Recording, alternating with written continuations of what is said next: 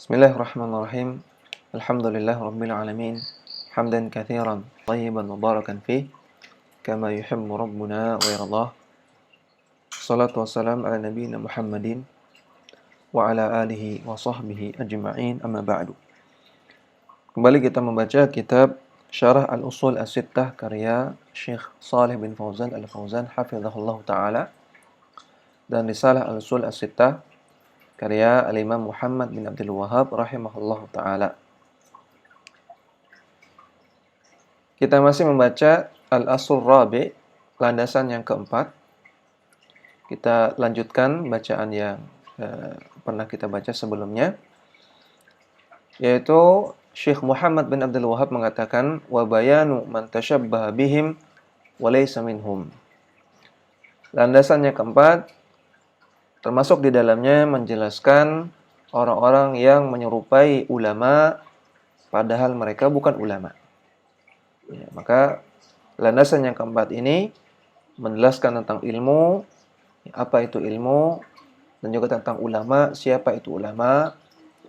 Ya, kemudian al-fiqhu dan fuqaha artinya sama, dan juga menjelaskan tentang orang-orang yang mengaku-ngaku berilmu, orang yang mengaku-ngaku ulama padahal bukan. Kita lihat penjelasan Syekh Shalih Al-Fauzan. Beliau mengatakan al-maqsudu bayanu man tashabbaha bi ahli ilmi wa laysa huwa min ahli ilmi. Maksudnya yaitu menjelaskan orang-orang yang menyerupai ulama padahal mereka bukan bagian dari ulama. Innama yuhaki ahlal ilmi wa yatashabbahu bihim. Namun dia hanya meniru ulama dan menyerupai ulama. Wa huwa la yamliku rasidan minal ilmi, padahal dia tidak memiliki modal ilmu sama sekali. Wa hadza dararuhu 'azimun 'ala nafsihi wa 'alal ummati. Maka orang seperti ini bahayanya sangat besar bagi dirinya sendiri juga bagi umat Islam. Li'annahu yaqulu 'ala Allahi bighairi ilmin. Karena dia berbicara tentang Allah tanpa ilmu. Wa yudhillun nasa bighairi ilmin. Dan dia menyesatkan manusia dengan tanpa ilmu. Qala ta'ala, Allah Ta'ala berfirman, "Faman adlamu mimman iftara 'ala Allahi kadhiba." Siapa yang lebih zalim daripada orang yang membuat-buat kadziban, kedustaan, 'ala Allah, atas nama Allah. Liyudhillan nasa bighairi ilmin, untuk menyesatkan manusia dengan tanpa ilmu. Surat Al-An'am ayat 144. Waqad qila, dan terdapat perkataan hikmah, yufsidud dunya arba'atun. Ada 4 orang yang merusak dunia, yaitu nisfu faqihin, orang yang setengah berilmu. Faqih di sini artinya ilmu agama. Orang yang setengah berilmu, yang ilmunya tidak mapan, namun dia mengaku berilmu. Wa nisfu nahwiyin, orang yang setengah paham nahwu. Dia bisa bahasa Arab, bisa ilmu nahwu, namun hanya setengah, tidak sempurna pemahamannya. Wa nisfu tabibin, dan orang yang setengah tabib, setengah tabib. Orang yang mengaku mahir untuk mengobati orang lain, mengobati penyakit, padahal sebetulnya tidak bisa. Wa nisfu mutakallimin, dan orang yang setengah pandai bicara. Ya, pandai bicara di depan publik, namun itu hanya pengakuan saja, aslinya dia tidak pandai berbicara. Hadza yufsidul buldana. Maka orang yang mengaku pandai bicara padahal dia tidak pandai, ini merusak negeri. Wa hadza yufsidul lisana. Dan orang yang mengaku pandai berbahasa Arab, mengaku pandai nahwu padahal tidak pandai, merusak lisan, merusak bahasa. Wa hadza yufsidul abdana. Dan orang yang mengaku pandai mengobati orang lain padahal tidak pandai, ini merusak badan. Wa hadza yufsidul adyana. Sedangkan orang yang mengaku berilmu agama padahal aslinya dia tidak pandai ilmu agama, ini merusak agama.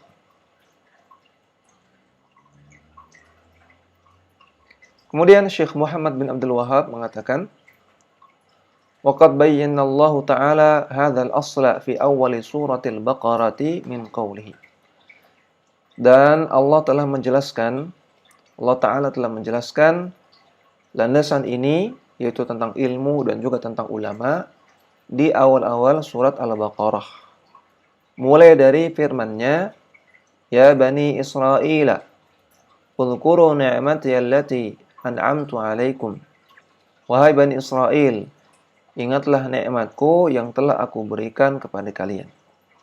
Surat Al-Baqarah ayat 40. Ila qawlihi qabla dzikri Ibrahim alaihissalam. Sampai pada firman-Nya yang berada sebelum penyebutan tentang Nabi Ibrahim alaihissalam. Yaitu ketika Allah Ta'ala katakan, Ya Bani Israel. Al-ayata, surat Al-Baqarah ayat 122. Maka ada sekitar 82 ayat yang Allah sebutkan di surat Al-Baqarah tentang masalah ilmu dan ulama. Yang ayat-ayat ini sejatinya berbicara tentang diutusnya Rasul kepada Bani Israel. Yang Rasul itulah hakikat dari ulama. Dan apa yang dibawa Rasul itulah ilmu. Maka ilmu itu apa-apa yang dibawa oleh Rasulullah SAW. Baik itu Al-Quran ataupun As-Sunnah, itulah ilmu. Dan orang yang membawa ini, orang yang membawa Al-Quran dan As-Sunnah, orang menyampaikannya, itulah ulama. Kita lihat penjelasan Syekh Shalih Al-Fauzan.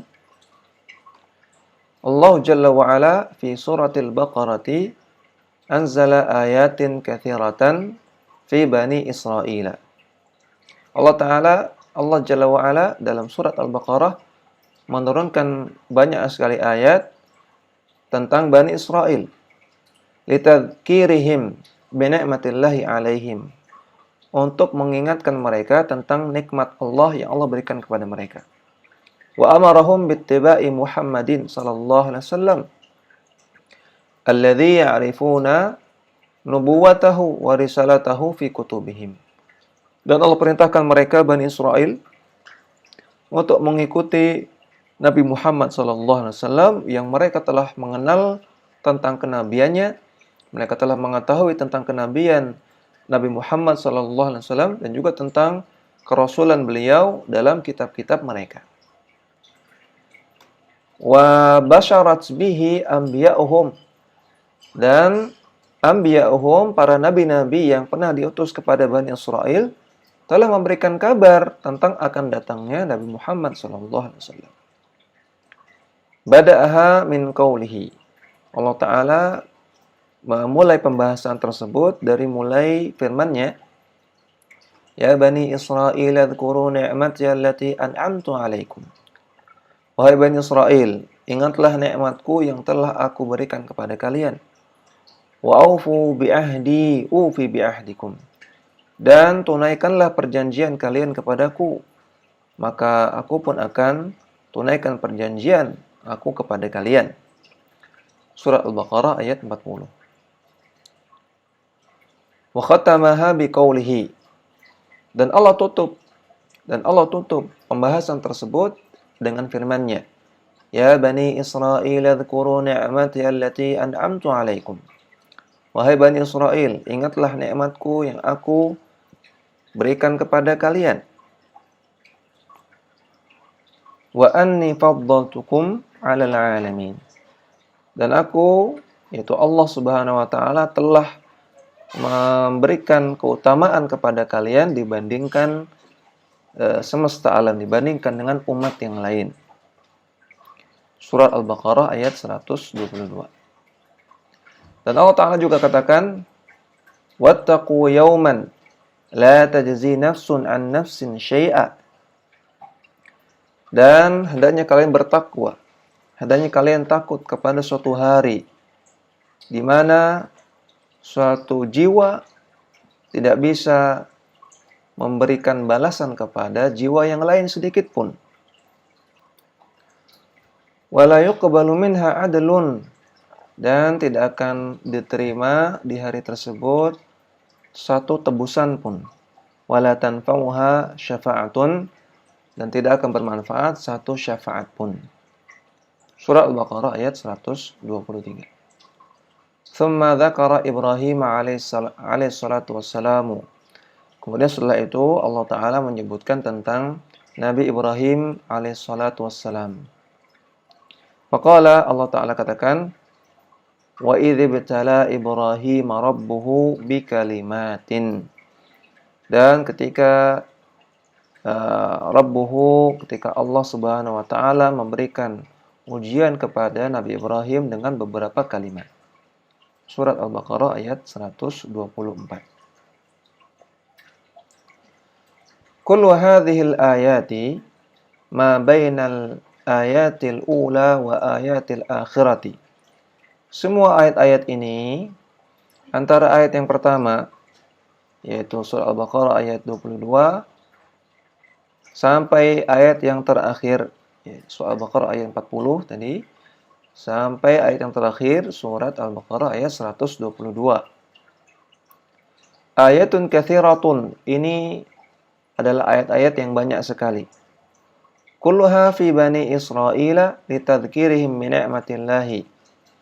Semuanya bicara tentang Bani Israel, yaitu mengingatkan mereka tentang nikmat Allah.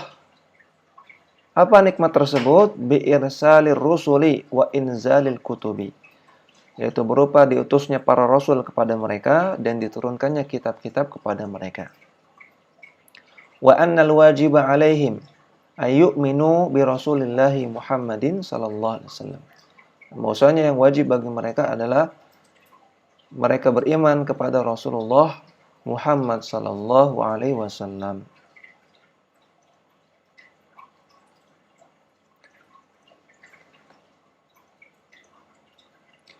Wa banu Israila hum auladu Ya'qub. Dan Banu Israel mereka adalah keturunan Nabi Ya'qub. Fa Israil huwa Ya'qub. Maka Israel di sini adalah nama lain dari Nabi Ya'qub. Israel adalah nama dari Nabi Ya'qub. Makanya Bani Israel, Bani artinya keturunan. Bani Israel artinya keturunan Israel, keturunan Nabi Ya'qub. Li'annahum min dzurriyyatihi. Karena memang mereka Bani Israel merupakan keturunan dari Nabi Ya'qub. Wa hum 12 sibtan. Yaitu mereka terdiri dari 12 jalur keturunan. Kullu benin min abna'ihi sara lahu dzurriyyatun. Setiap anak dari Nabi Ya'qub maka menghasilkan satu keturunan. Wa kullu dzurriyyatin yusammuna as-sibta atau yusammuna as-sibtu bimathabatil qabaili fil arabi.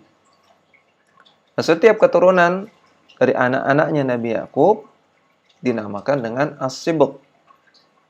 Jamaknya asbab. Karena serupanya mereka, karena keserupaan mereka seperti kabilah-kabilah yang ada di negeri Arab. Qala ta'ala, Allah Ta'ala firman, wa qatta'nahum ithnata asyrata asbatan umama. Dan kami pecah mereka menjadi 12 asbab, 12 jalur keturunan.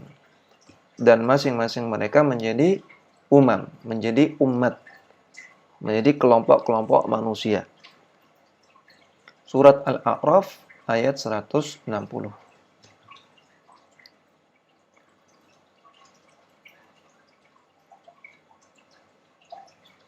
Ya, demikian yang bisa kita baca. Mudah-mudahan bermanfaat. Wassallallahu ala nabiyyina Muhammadin wa ala alihi wa sahbihi wasallam.